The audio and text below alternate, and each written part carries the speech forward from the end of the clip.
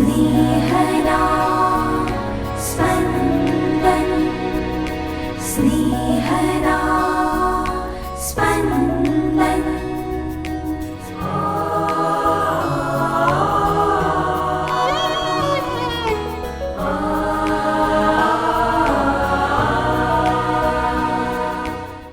સામાન્ય કાળના 13મા અઠવાડિયાનો ગુરુવાર. આજના શુભ સંદેશમાં પ્રભુ ઈસુ લકવાવાળા માણસના સંબંધીઓની શ્રદ્ધા જોઈ તેને સાજો કરે છે. પ્રભુ એના પાપ માફ કરી એને પહેલાં આધ્યાત્મિક સાજાપણું અને ત્યારબાદ શારીરિક સાજાપણું આપે છે. હું ઈશ્વર પાસે શારીરિક દુઃખ દર્દની મુક્તિ માટે જ જાઉં છું કે આધ્યાત્મિક મુક્તિ માટે? સાંભળીએ સંત માથીકૃત શુભ સંદેશ, અધ્યાય 9, કડી 1-8. એટલે ઈસુ હોડીમાં બેસીને સરોવર ઓળંગીને પોતાના શહેરમાં આવી પહોંચ્યા. હવે કેટલાક લોકો એક લકવાવાળા માણસને પથારીમાં સુવાડીને ઈસુની પાસે લઈ આવ્યા. એમની શ્રદ્ધા જોઈને ઈસુએ લકવાવાળાને કહ્યું, બેટા, હિંમત રાખ, તારા પાપ તને માફ કરવામાં આવે છે. ત્યાં તો કેટલાક શાસ્ત્રીઓ મનમાં ને મનમાં વિચાર કરવા લાગ્યા કે આ માણસ ઈશ્વરની નિંદા કરે છે. પણ ઈસુ તેમના વિચાર જાણી જઈને બોલ્યા, તમે શા માટે મનમાં ખોટા વિચાર સેવો છો? શું સહેલું છે? તારા પાપો તને માફ કરવામાં આવે છે એમ કહેવું સહેલું છે, કે ઊઠ, ચાલવા માંડ એમ કહેવું સહેલું છે? પરંતુ તમને ખબર પડે કે માનવ પુત્રને પૃથ્વી ઉપર પાપની માફી આપવાનો અધિકાર છે. એટલા ખાતર પછી તેમણે પેલા લકવાવાળા માણસને કહ્યું, ઊઠ, તારી પથારી ઉપાડીને તારે ઘેર જા. એટલે પેલો માણસ ઉઠીને ઘેર ચાલ્યો ગયો. આ જોઈને લોકો ભયભીત થઈ ગયા અને માણસોને આવો અધિકાર આપનાર ઈશ્વરની સ્તુતિ કરવા લાગ્યા. સ્નેહના સ્પંદન, સ્પંદન. ઈસુ લકવાગ્રસ્ત દર્દીને સાજો કરે તો શાસ્ત્રીઓને કોઈ પ્રશ્ન નથી થતો. ઈસુ ચમત્કાર કરનાર માનવ છે એવી ઈસુની ઓળખ ફેલાય એમાં શાસ્ત્રીઓને વાંધો નથી. આજે પણ આપણે કહીએ છીએ કે ફલાણા ડૉક્ટરે મને મટાડી દીધું. માનવ શારીરિક દર્દ મટાડે એ સ્વીકારવામાં આપણને પ્રશ્ન થતો નથી.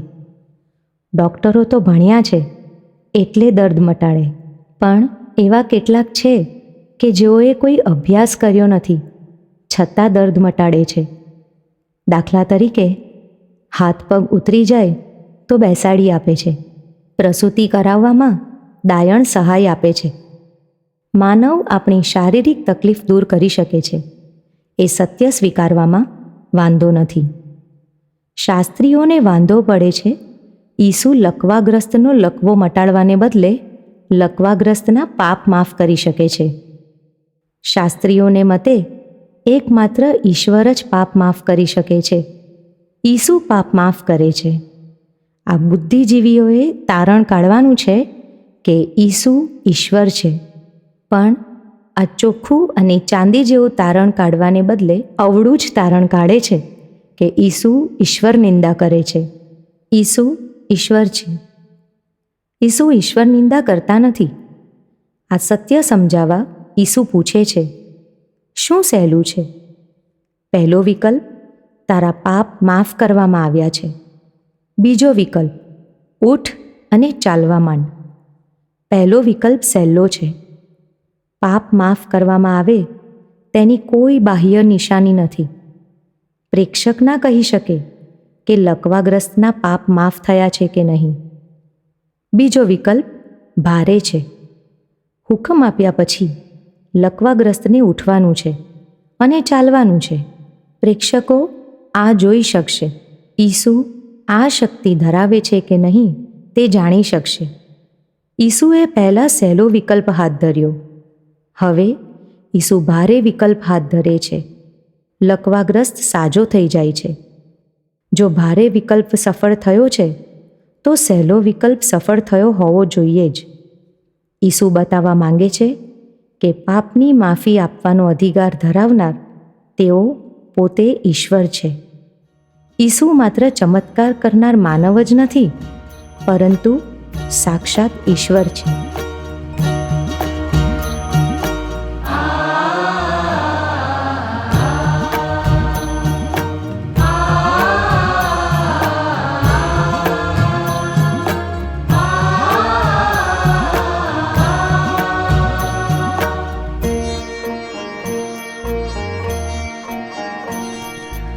ईश्वर दया करो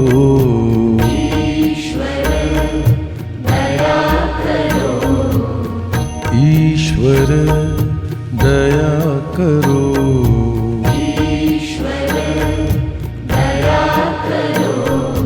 ईश्वर दया करो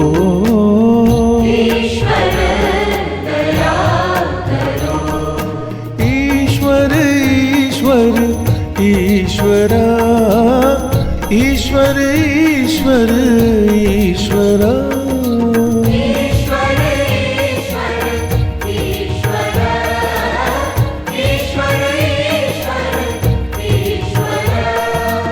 ईश्वर दया करो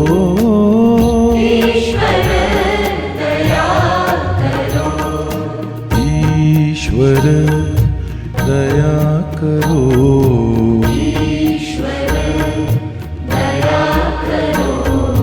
ईश्वर दया करो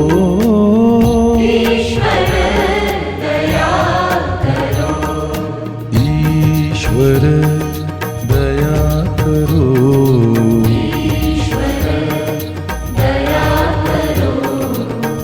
ईश्वर दया करो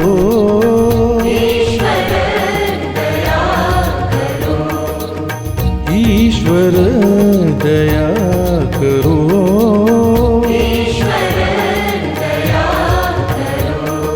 हे ईश्वर दया करो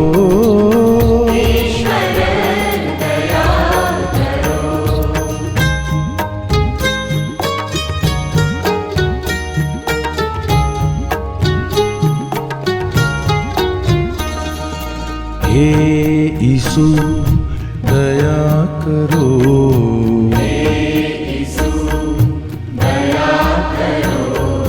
हे ईसु दया करो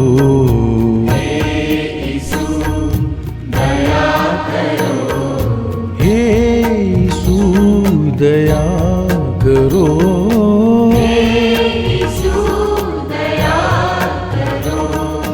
हे वाला ईसु दया करो हे वाला ईसु दया करो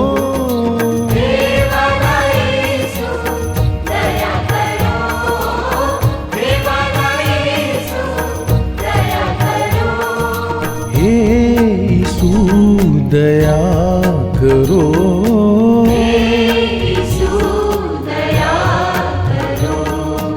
हे ईसु दया करो